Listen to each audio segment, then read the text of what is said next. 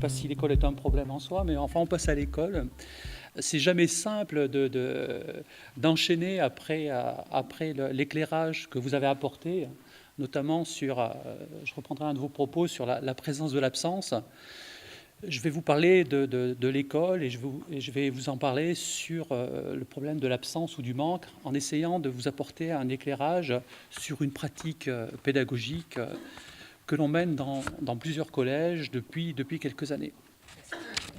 L'an passé, sur ce même colloque, un des intervenants, un médecin, a commencé son propos avec une accroche étymologique en présentant le mot thérapeute, en le présentant en disant thérapeute, ça vient de thérapone, celui qui sert, l'écuyer, celui qui porte les armes à la place d'eux. Eh bien, dans l'étymologie grecque de pédagogue, on trouve paidos, enfant, et agogos, conduire.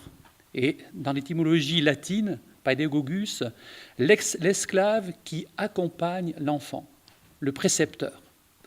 Dans les deux cas, il est question de répondre aux besoins de celui que l'on sert, qu'il soit patient ou qu'il soit élève. Le thérapeute devra porter les armes à la place d'eux, le pédagogue devra conduire vers.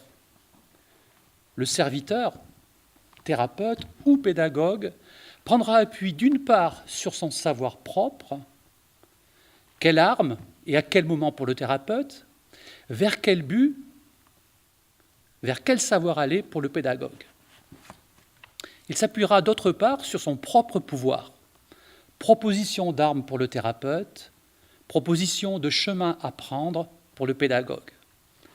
Dans le cas du thérapeute, comme dans celui du pédagogue, le succès sera lié à la capacité d'adaptation à la nature de celui que l'on accompagne dans sa singularité, puisqu'il est question de singulier ici. Le succès,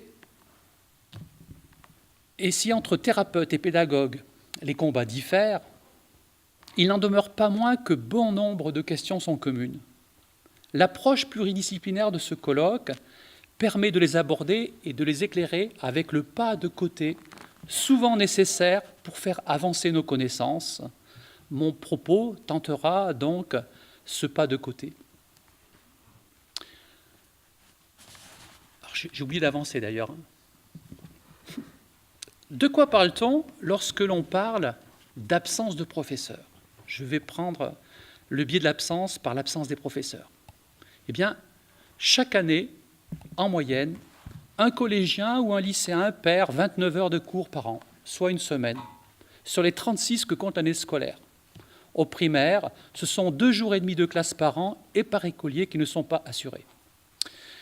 Le ressenti de l'absence des professeurs en collège et en lycée est, quant à lui, aggravé par le fait que tous les professeurs ne sont pas absents en même temps, ce qui donne l'impression désagréable qu'il manque toujours quelqu'un.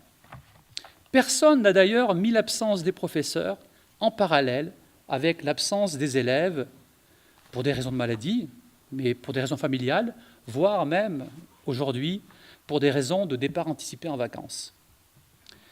Cette absence d'élèves est en moyenne d'1 semaine par an en collège et de 2 semaines au lycée, ce qui, au bout du compte, double, voire triple le bilan de cette non-rencontre entre le professeur et l'élève, en répartissant équitablement les causes entre la famille et l'institution.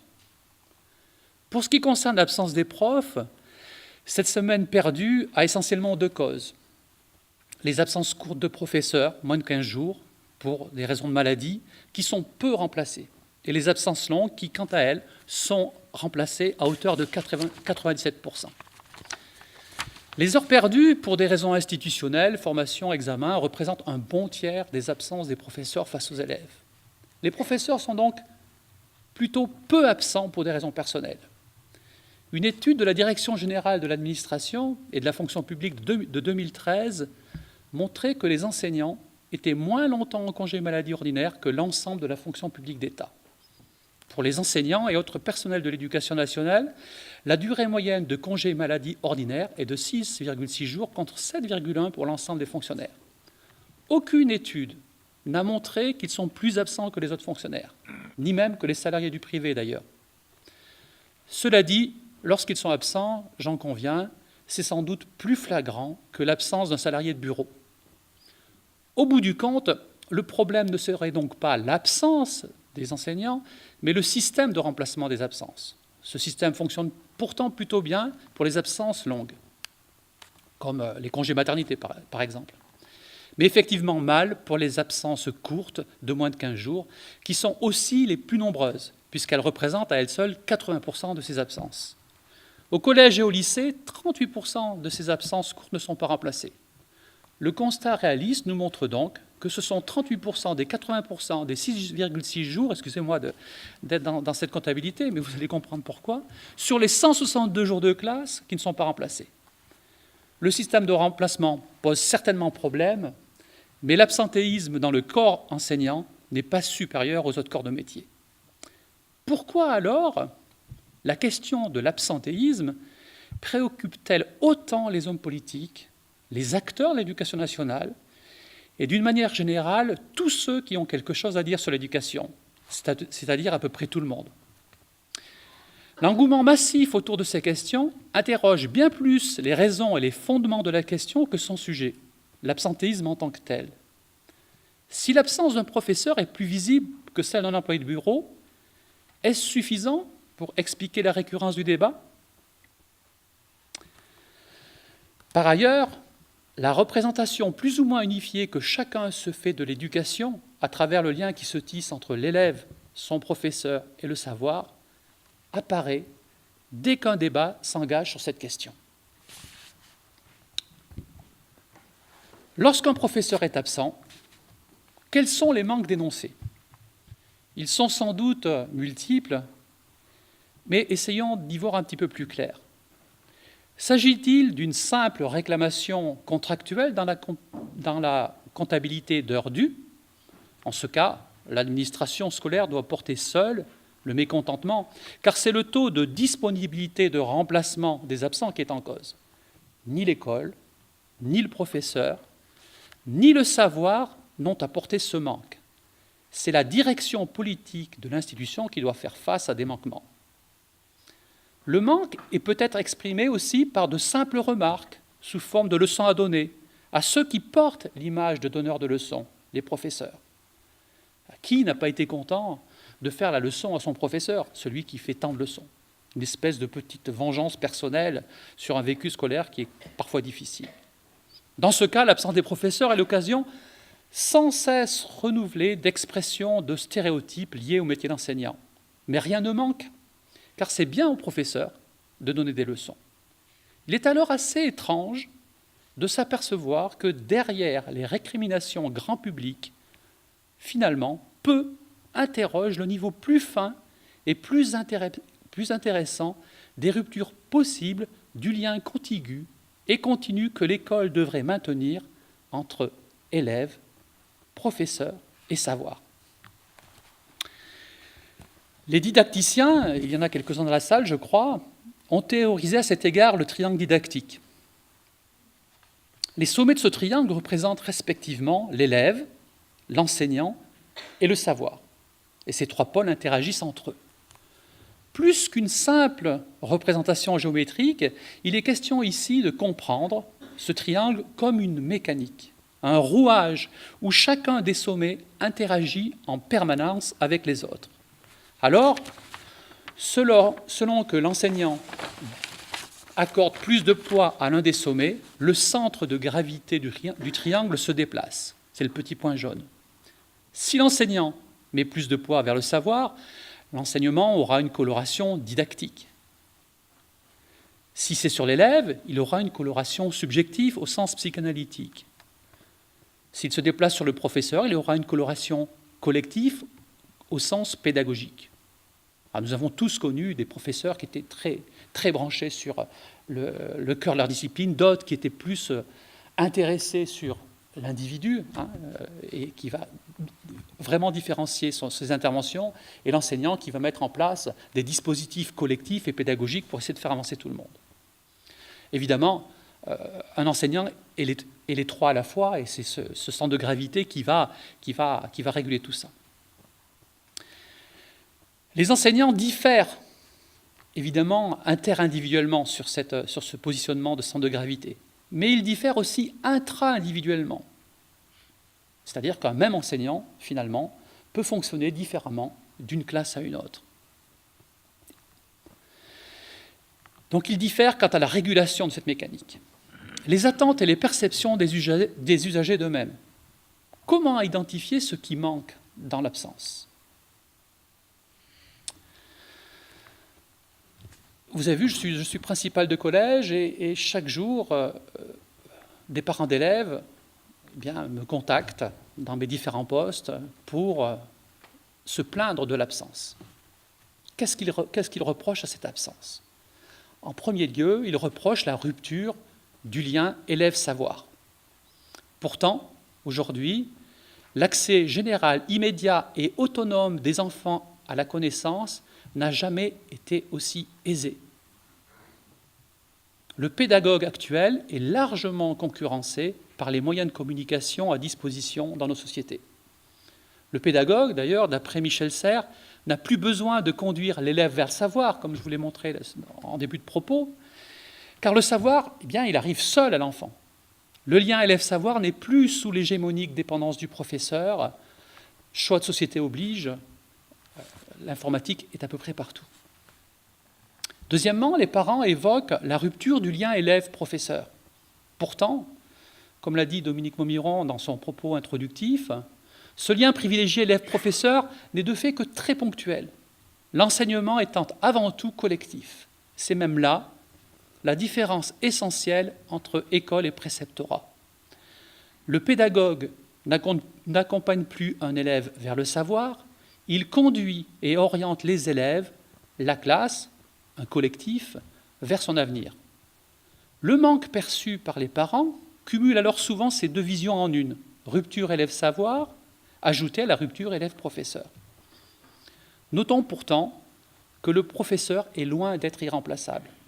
C'est donc le produit, la somme des ruptures élève-savoir et professeur-élève qui, perçu comme inacceptable, est porté sur la place publique.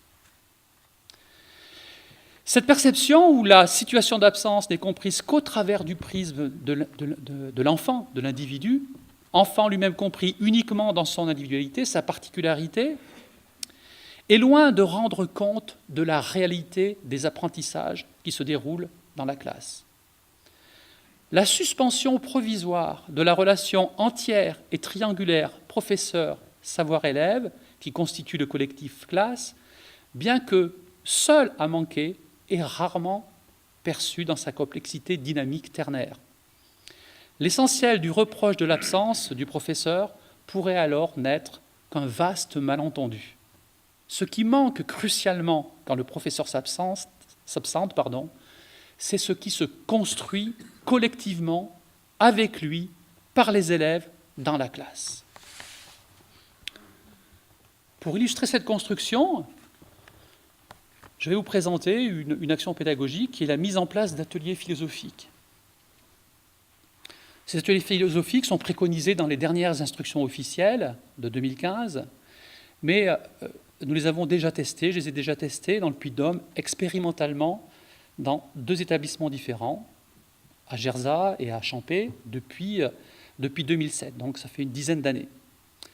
Expérimentation auprès d'élèves de classes de 6e, de 5e et de 4e. Il s'agit d'activer la confrontation de raisonnements individuels à partir de sujets éthiques, comme le bonheur, les apparences, le courage, l'amour, la beauté. Ces ateliers philosophiques correspondent à l'aménagement d'1 heure hebdomadaire de discussion collective, à visée philosophique, en classe, sur les thèmes choisis par les élèves, permettant la production d'avis, de points de vue, de contradictions, d'exemplifications. Le psychisme collectif est alors rendu vivant, indispensable. La classe vit, fonctionne, progresse. Nous avons étudié du point de vue de la psychologie, là je prends ma deuxième casquette qui est une casquette de chercheur, nous avons étudié donc du point de vue de la psychologie les effets de ces pratiques philosophiques sur l'intégrité cognitive des élèves. L'intégrité cognitive correspond à l'articulation d'attitudes et dispositions favorisant l'esprit critique. L'intégrité cognitive, c'est ouvrir son esprit, tendre vers la vérité, être confortable face à la complexité, avoir un intérêt pour la conciliation de points de vue, une capacité à la prise de décision, une motivation générale à utiliser sa pensée dans une orientation loyale et impartiale. Ancrée sur la curiosité intellectuelle, tournée sur l'altérité, elle favorise le détachement de ses propres représentations si celles-ci sont défectueuses. En termes généraux d'apprentissage, l'intégrité cognitive est une nécessité. Il y a peu de possibilités qu'un élève puisse cheminer à l'école s'il ne se pose pas de questions quant à la certitude ou l'erreur sur ses propres connaissances. C'est quelque chose qui est bien connu des pédagogues. Tout le monde a des représentations et il faut bien souvent démonter ces représentations, voire les abandonner pour pouvoir apprendre. Toutefois, lorsque l'intégrité intellectuelle est intégrée aux disciplines, elle s'assujettit aux performances scolaires antérieures de l'élève. Un bon élève est généralement plus intègre face au savoir qu'un élève qui néglige la discipline. Une équipe de chercheurs turcs a validé, suite aux travaux américains de Giancarlo, que l'intégrité intellectuelle se corrèle positivement aux résultats scolaires. Dans l'atelier philosophique, qui développe l'intégrité cognitive, il peut être pensé comme préalable à l'engagement du sujet dans son application sur les savoirs. Implication sereine et progressive face à la complexité des savoirs savants qui caractérisent nos sociétés modernes. Les ateliers philosophiques qui ont lieu en école primaire et au collège depuis quelques années ont des répercussions complexes à ce niveau d'enseignement au collège. La première analyse que nous avons effectuée nous a présenté des résultats globaux qui mettaient en évidence une forme de maintien collectif du score d'intégrité des groupes classes de collégiens qui faisaient de la philosophie. Alors que ceux qui n'en faisaient pas, leur score augmentait. Donc, en plus, quelques collégiens philosophants régressaient. Cette première analyse pourrait trop vite plaider en défaveur d'une implantation de cette pratique d'atelier philosophique en collège. Évidemment, on obtenait le contraire de ce que l'on cherchait à obtenir. En faisant une analyse plus fine de nos résultats, intégrant les variations des évolutions individuelles, on a mis en évidence un effet d'homogénéisation qui reste relié à la moyenne scolaire de chaque élève, celui-ci se corrélant au score d'intégrité. Dit autrement, grâce à la pratique philosophique, se construit un esprit collectif dans la classe. Les groupes philosophants maintiennent une forme de stabilité de leur score d'intégrité, alors que dans les classes tout venant, ceux qui ne pratiquent pas la philosophie, l'enseignement aura tendance à accroître la dépendance entre les écarts individuels et les scores d'intégrité au profit des meilleurs élèves.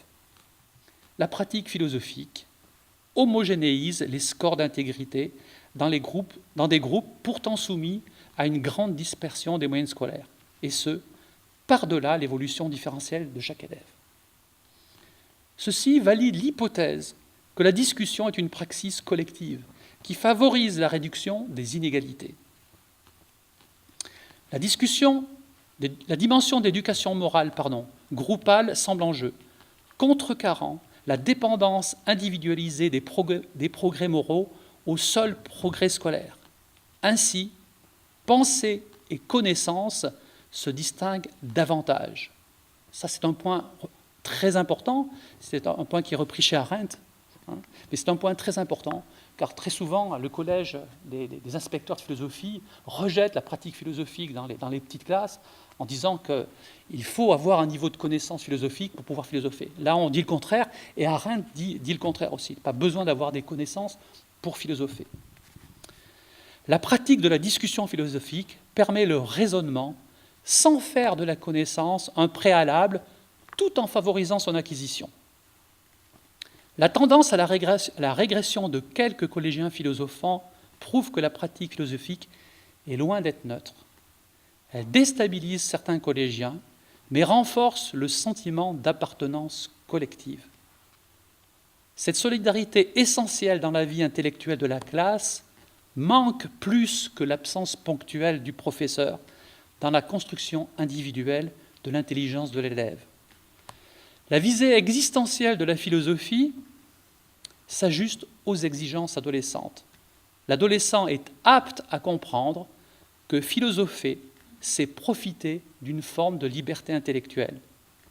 Au final, l'expérience de philosophie conduit les élèves à disposer d'un confort face à la curiosité et à la complexité, sans réserver ce confort aux seuls bons élèves.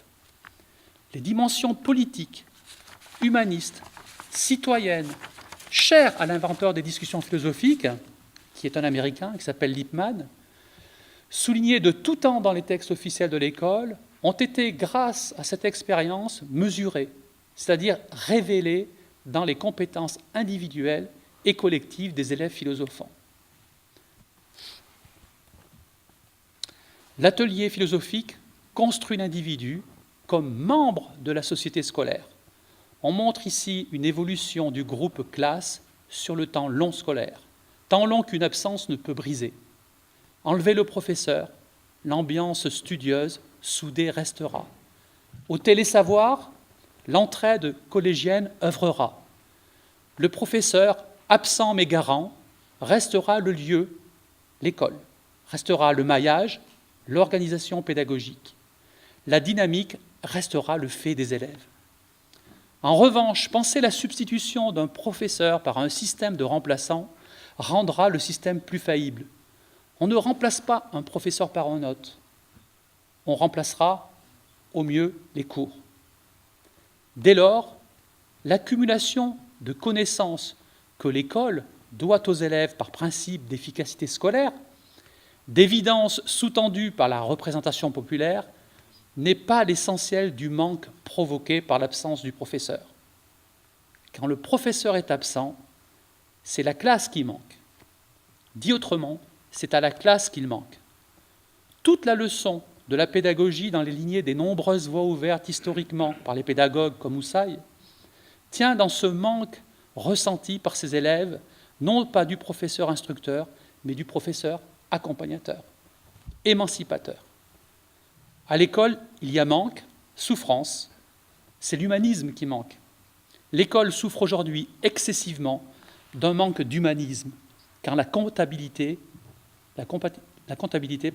prend le dessus sur l'épaisseur de la mécanique triangulée, savoir, élève, professeur. Le professeur est celui qui s'intéresse aux élèves, celui qui évite le dérapage, celui qui guide et qui manque. C'est celui qui évite l'échec, pas uniquement celui qui dispense du savoir. Ne nous y trompons pas. Sa présence passe par rendre les élèves présents, attentifs au savoir et aux autres, solidaires, citoyens, intelligents, intègres. Le professeur peut s'absenter. Je vous remercie.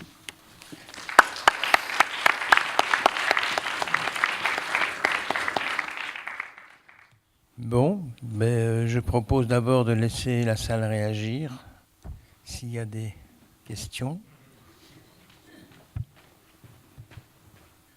Sinon, je vais vous poser moi-même une question, ou vous donner en tout cas ma lecture, qui n'est pas contradictoire avec ce que vous dites. Je vous remercie d'avoir remis les horloges à l'heure en disant que l'absentéisme n'était pas ce qu'on laisse entendre à l'école.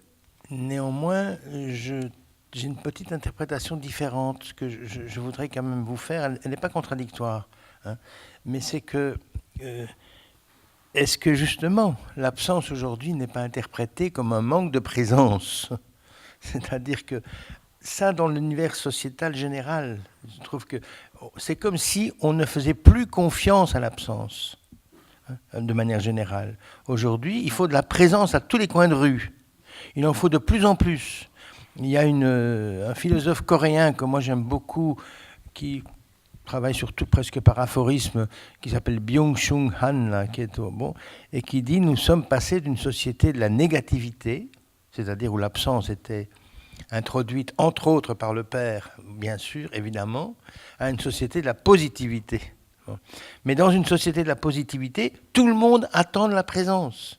Et il y a un paradoxe, c'est qu'on a l'impression que les gens aujourd'hui sont dans un tel environnement sociétal qu'ils attendent d'un supplément de présence ce qu'en fait ils n'auront que par l'absence. Mais cette absence, du coup, elle est dévalorisée, n'a plus.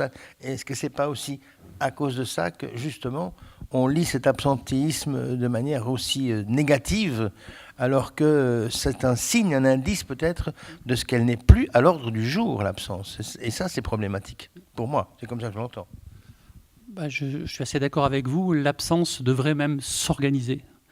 Comment rendre finalement un élève autonome dans la classe si on n'organise pas finalement cette absence? Il y a une trentaine d'années, il y a un petit moment que je suis dans l'éducation nationale et j'étais à l'époque enseignant et Dominique Momiron a parlé de pédagogie freinée. On trouvait des classes de 30 élèves où l'enseignant laissait 15 élèves seuls, pratiquer une activité. Cela ne heurtait personne, ni l'inspecteur, ni l'institution, ni les parents. Bien au contraire, c'était la preuve que ces élèves-là étaient capables de pouvoir travailler seuls. C'était quelque chose qui était atteint. Aujourd'hui, on n'est plus dans ce paradigme-là. On est même dans le paradigme tout à fait contraire, dans une sorte de panoptisme où il est devenu absolument impossible de laisser un enfant en dehors du regard de l'adulte. C'est-à-dire qu'on a transformé finalement l'aspect éducatif de l'école en un aspect juridique imbécile, parce que dans aucun texte, et puis il y a un inspecteur qui est à côté de moi, il me contredira s'il le veut, mais dans aucun texte n'est préconisé le regard permanent de l'adulte sur l'élève. Ça, c'est anti-autonomisation de l'individu. On ne permet pas en ne permettant pas cette absence, on rompt la possibilité d'émancipation du groupe et de l'individu.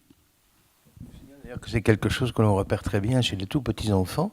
C'est le moment où ils quittent le regard maternel pour aller par exemple dans une autre pièce. Certains enfants résistent, d'autres filent, d'autres encore reviennent sans arrêt. Bon. Mais il faut vraiment avoir joué cette symbolisation présence-absence pour que ce soit digérable par l'appareil psychique de l'enfant. Je pense que ça continue à se poser, cette question-là, après. Je ferai un petit rappel technique. Dans les classes des écoles maternelles, il est d'usage depuis plusieurs décennies maintenant d'avoir une organisation topographique sous forme de coins. Des coins avec des meubles qui permettent aux enfants de pouvoir s'extraire du regard de l'institutrice ou de l'instituteur pour justement acquérir cette part d'autonomie qui va se construire en coopération aussi avec leur père. Et donc c'est quelque chose qui normalement fait partie avec leur père, vous l'écrivez comment? Leur père P.A.I.R. P.A.I.R, pas avec leur papa. Et oui, mais donc il existe un modèle scolaire qui semble institutionnalisé depuis de nombreuses décennies, qui en fait est remis en question par notre société. Nous sommes dans une société qui vit le phénomène de l'immédiateté, de l'obsolescence permanente, de l'amnésie immédiate, qui est complètement antinomique avec l'école. Présentisme. Voilà, le présentisme. Voilà. Et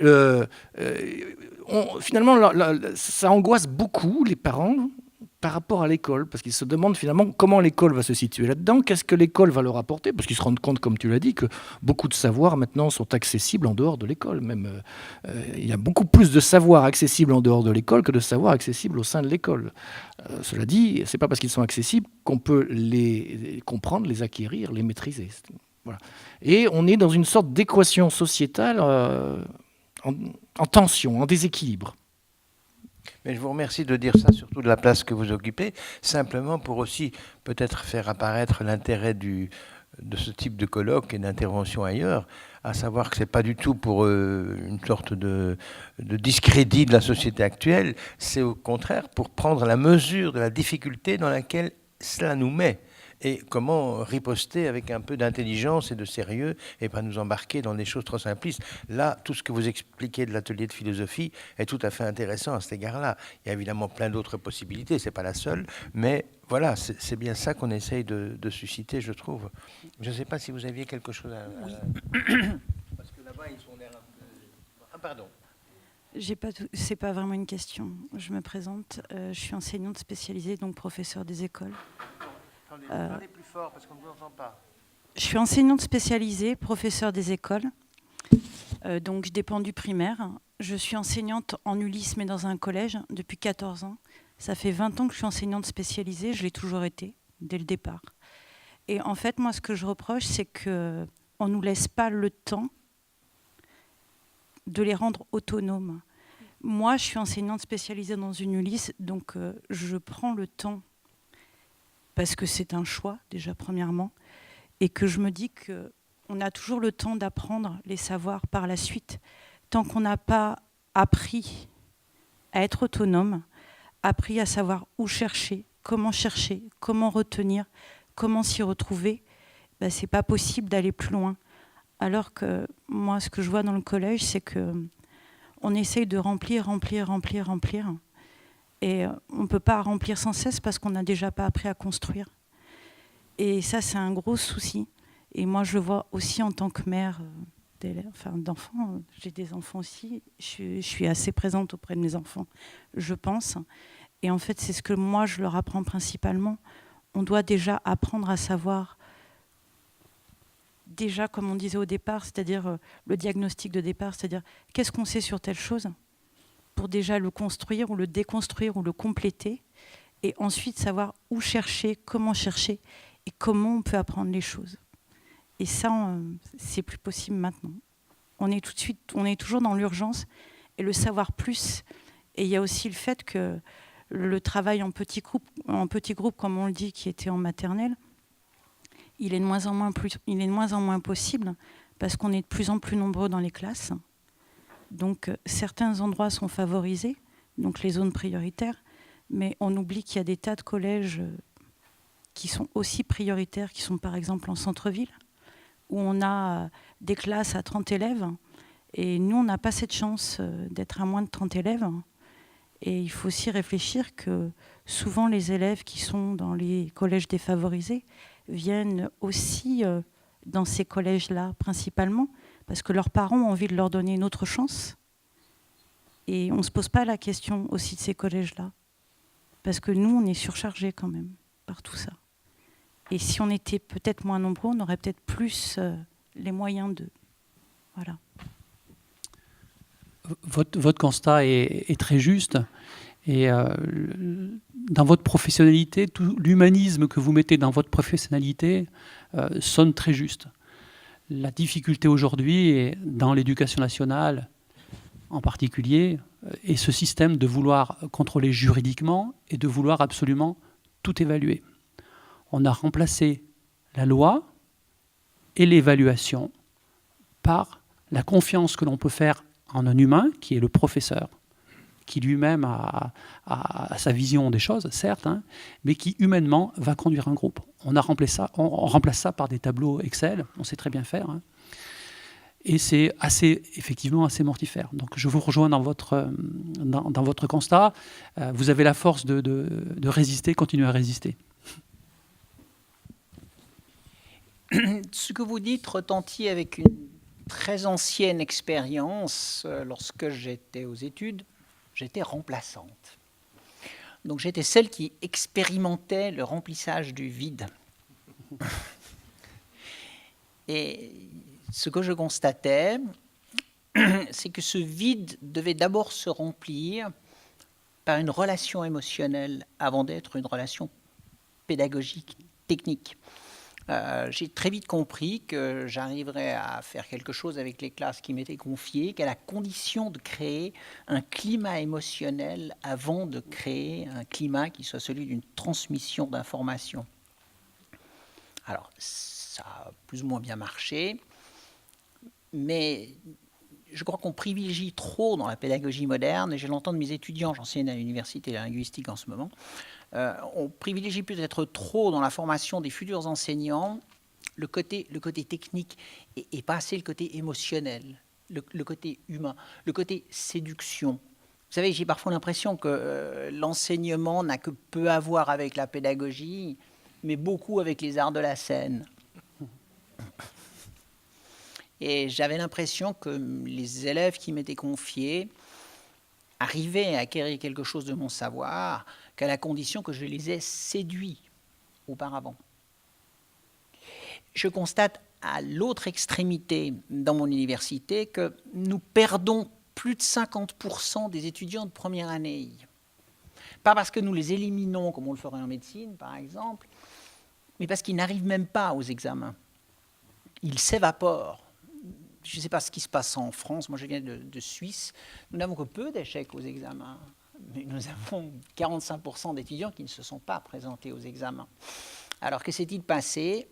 Je ne sais pas, mais je constate que ce qui manque à mes étudiants de première année, c'est une construction anaclitique. Enfin, le monde pédagogique qui les entoure, ils se trouvent au niveau universitaire comme des anonymes. Enfin, ils n'existent pas. Enfin, on sait qui ils sont quand ils ont passé des examens, qu'on les a vus dans un examen oral ou un entretien quelconque. Autrement, c'est des items dans une salle.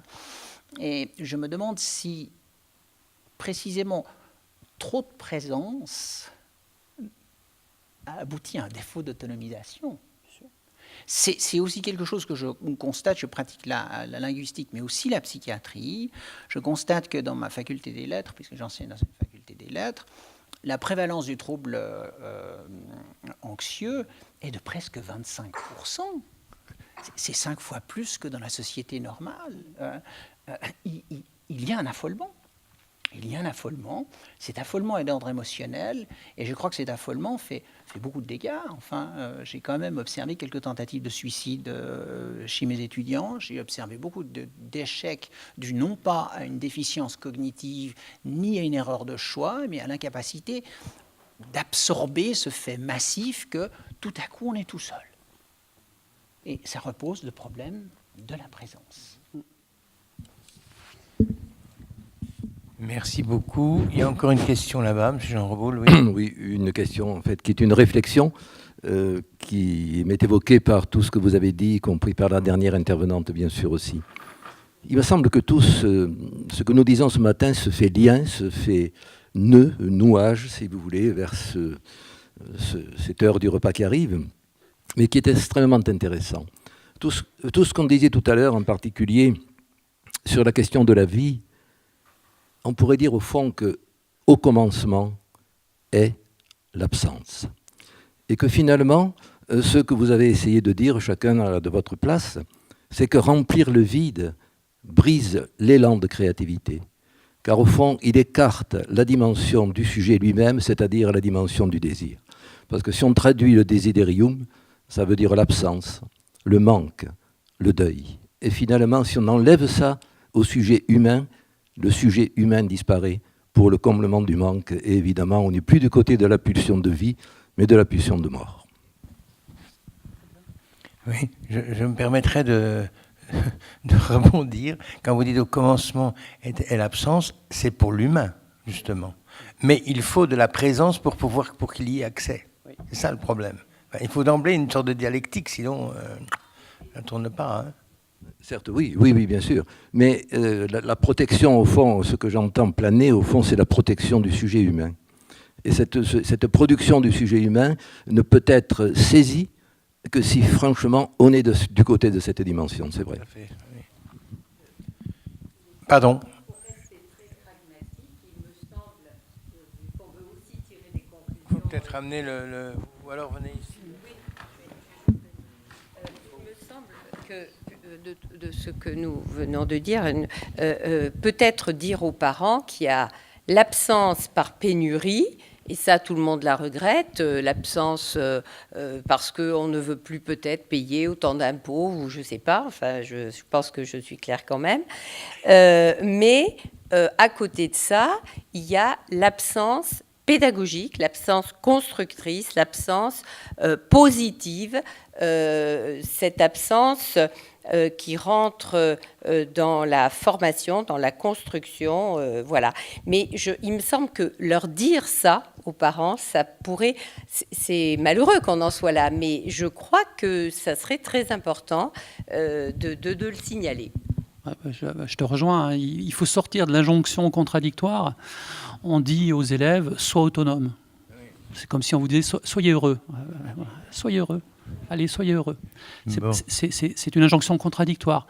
Il faut mettre en place des situations qui rendent les individus autonomes et ne pas en parler tout simplement. Je voudrais dire un dernier mot avant de céder la parole à Alain Chevarin. L'image que vous voyez est c'est un petit clin d'œil à l'auteur tout à l'heure. Les élèves qui ont pratiqué la philosophie dans mon collège précédent pendant 3 ans ont souhaité écrire. Et donc on a écrit un livre, on les a accompagnés dans l'écriture d'un livre. Alors on n'est pas chez Gaston Flammarion, on n'a même pas essayé, mais on a édité un petit ouvrage sur le travail philosophique qui a été fait par ces élèves et qui ont souhaité passer à l'écrit.